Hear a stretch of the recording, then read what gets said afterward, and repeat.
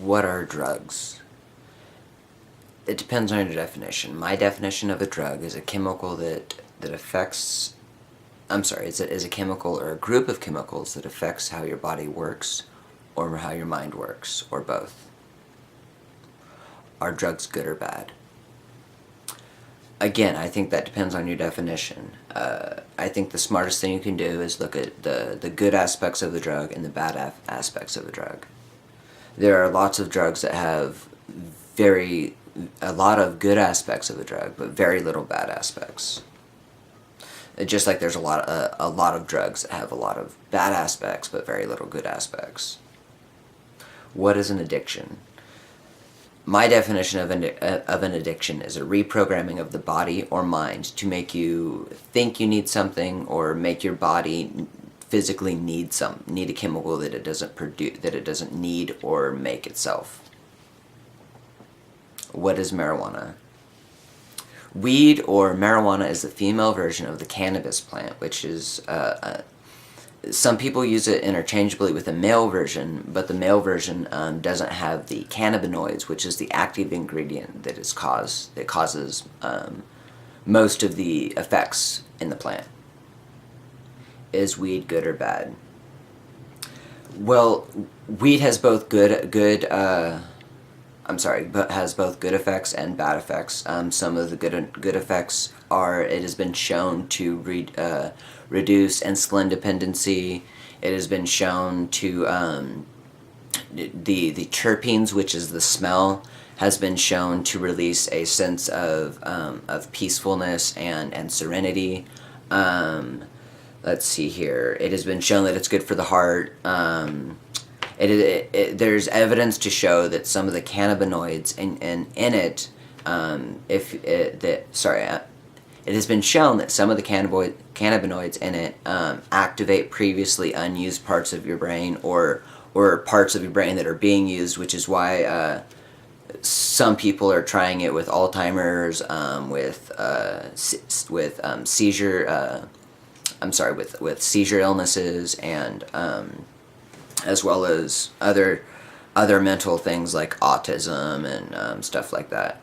And as stated, it does have bad side effects. Like if you use it as when you're a kid, like I did, as you might be able to tell, it affects specifically your mood and also your memory. That's why I forget what I'm saying mid-sentence.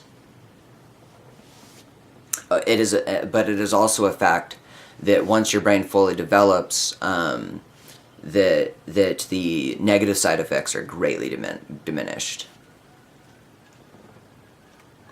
Should I use drugs? Again, that depends on your definition. My definition means that I feel my definition means that you should get informed and ask questions.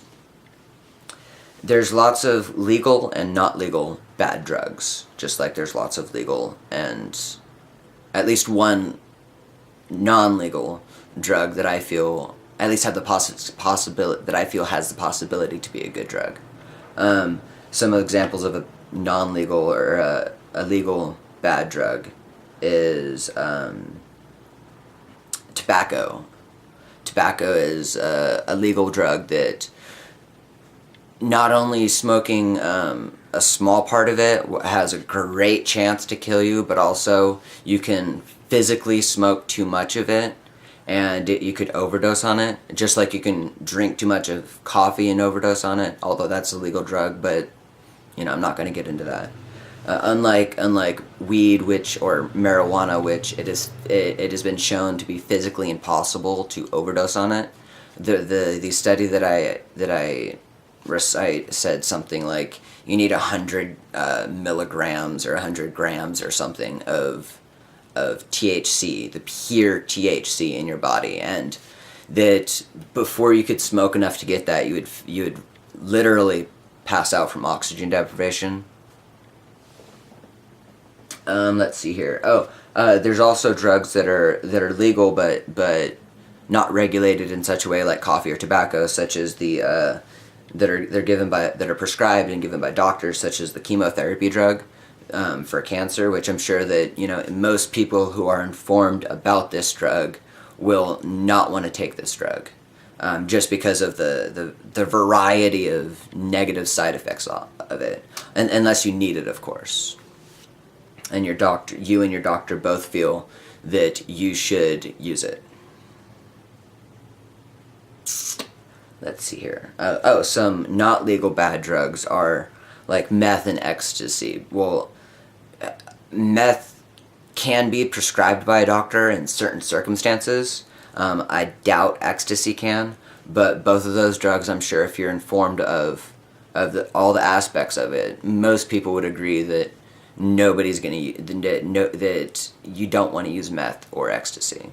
Just based on the simple fact that you could take too much of it easily and you will die, or the simple fact that I'm just like a good portion of the people who use it can't stop using it. Oh, you should also get informed about anything that is going into your body. I think that you should talk to at least three doctors. I'm sorry. I think that you should talk to at least three doctors about their opinions on any drug and any facts that they can share with you. You should also talk to your doctor about any illnesses or allergies that you might have that will be affected by this drug.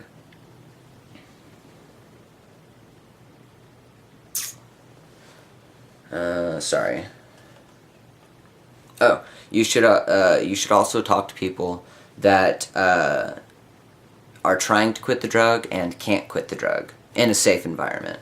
And if you're a kid, you should talk to your parents and not only see how they feel about the drugs and about the drug and what information they can share with you, but also you should definitely see if they can arrange that safe environment so that you could talk to people who both are trying to quit the drug and who have quit the drug. Do you use drugs? That, again, with my definition, I think that, everybody in the world uses drugs. Because with my definition, a food is a drug because, it has vitamins and minerals that definitely affect how your body works. Now, your body needs them, and it is rightfully programmed to need them, but with my definition of addiction, you could say that you're addicted to food.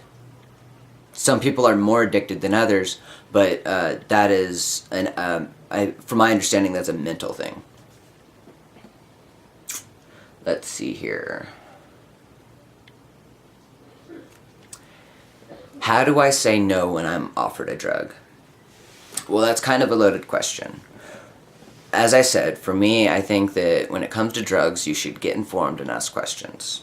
I'm gonna tell my kid that first, ask what it is, and ask what it does.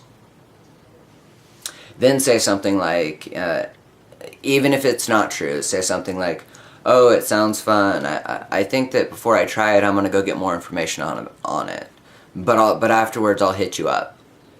And then offer anybody who's offering you the drug to join you.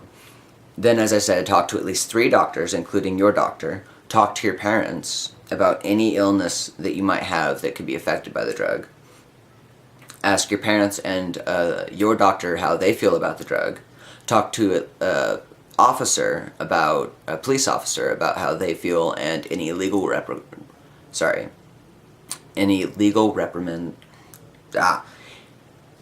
anything legal that's related to the drug.